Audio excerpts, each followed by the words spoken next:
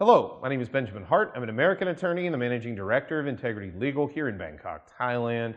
As the title of this video suggests, we're discussing so-called sponsored work permits. I just dealt with a kind of a horror story situation in last week. A client came to us after they had been dealing with a so-called sponsored work permit. The people who had provided this so-called sponsored work permit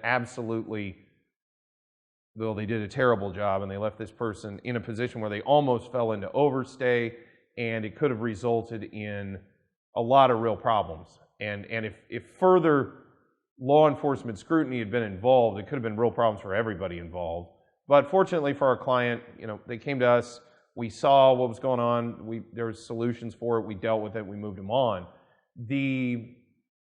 But something that sort of came up that I was thinking about, I've discussed at length why so-called sponsored work permits are illegal in Thailand, that you're effectively not really working for the people you're claiming to work for, which is the fundamental reason for the work permit.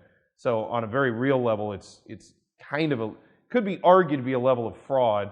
There's also another level of it which could arguably be deemed to be sort of human trafficking, if you wanted to look at it a certain way. But I thought what was more interesting was this person was explaining, because I was asking, well, how did you get into this and what did it cost? And at what junctures did it cost money?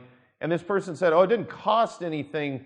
Well, there were costs associated with getting it, but then ongoing, they just took a percentage of my income as compensation for this. And I just thought of that and I said, well, that just sounds like a con to me. I mean, my mind, it's, as we've discussed in many other videos in similar circumstances, it's better to just go ahead and set up your own company. That way your own income is your own. Yes, there are taxes associated with that. Yes, there are maintenance fees associated with maintaining a business, especially as a foreigner, maintaining a work permit and business visa here in Thailand. But at the end of the day, the proceeds of your labor, again, minus relevant taxes, are your own. And anything else, I would say there's a very strong argument that it's a con.